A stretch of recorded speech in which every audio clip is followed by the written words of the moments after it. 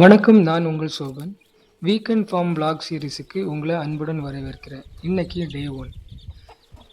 Week டேஸில் ID வேலையும் வீக்கெண்டில் ஃபார்மிங்கும் இந்த இரண்டையும் பேலன்ஸ் செய்து ஒரு சஸ்டைனபிள் லைஃபுக்கு மைக்ரேட் ஆகும் என் பயணம் தான் வேதிகாஸ். எங்கள் ஃபார்மில் இப்போதைக்கு பலா வாழை மரங்களையும் வளர்க்குறோம். எங்கள் வீட்டுக்கு தேவையான வெஜிடபிளையும் வளர்க்குறோம். அப்புறம் முட்டை தேவைக்கு கோழிகளையும் இறைச்சி தேவைக்கு முயலும் வளர்க்குறோம். எப்படி படிச்சிட்டேம்மா? இதுல இருந்து அதுல தேடி போலாம். போட்டுருவேன். ஒதுங்கி அங்க போ. ஆரம்பத்தில் நாங்கள் மண் வீடு கட்டலான்னு யோசித்தோம். அதற்கான டைம் கிடைக்காதனால இப்போதைக்கு ஆட்கள் வைத்து ஒரு ரூம் கட்டிட்டோம்.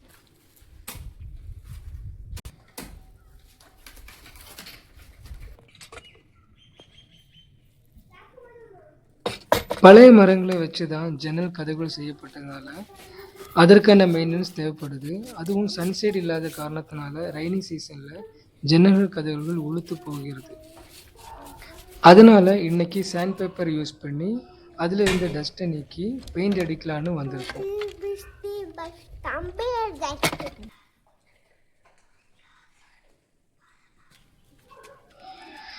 மதிய நேரம் ஆனதால் பையன் பசிக்குதுன்னு சொன்னான். சாப்பிட்டுட்டே வேலை பார்த்துடலான்னு சொன்னான். நாங்களும் சாப்பிட கிளம்பிட்டோம்.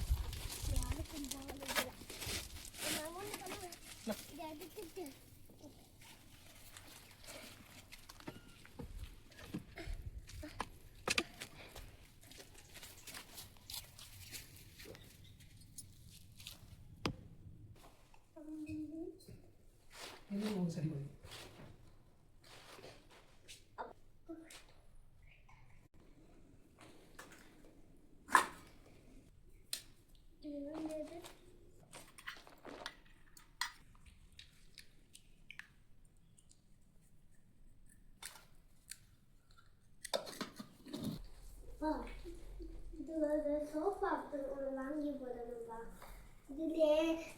இதுல டெய்லி கலந்து தூங்கலாம். நம்ம வேலைகளை நாமே செய்வதனால நிறைய லைஃப் ஸ்கில்களை நம்மால் கற்றுக்க முடியும். பொதுவாக ஐடி வேலை செய்கிறவர்களுக்கு வேறு வேலைகள் செய்வதற்கான நேரமும் வாய்ப்புகளும் கிடைக்கிறதில்ல.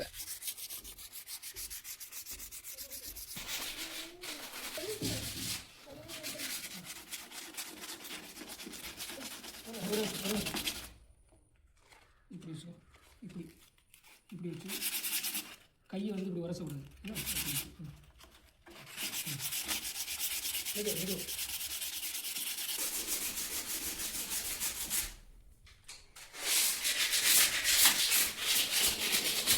என் பையன் டஸ்ட் பார்ட்டிக்கிள் காற்றுல பறப்பதை பார்த்துட்டு இது என்னன்னு கேட்டான். நான் சொன்னேன், காற்றுல இப்படி தான் டஸ்ட் பார்ட்டிக்கிள் எப்போதும் இருக்கும், நம்ம கண்ணுக்கு தான் தெரியாதுன்னு.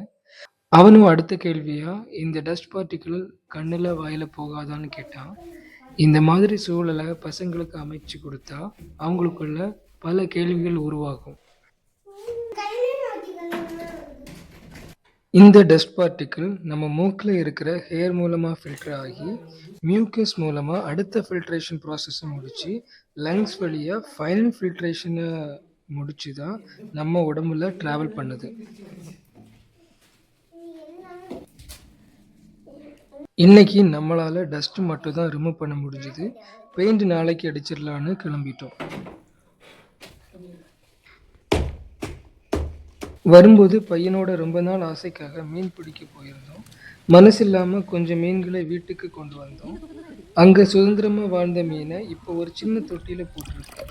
இப்போ இந்த மீன்கள் அதோட செல்ஃப் சஸ்டைனபிலிட்டியை இழந்து தான் இந்த தொட்டியில் வாழ முடியும். இந்த தொட்டியில் இருக்கும் மீன்களுக்கும் இங்கு பல மனிதர்களுக்கும் பெரிய வித்தியாசம் எதுவும் இல்லை.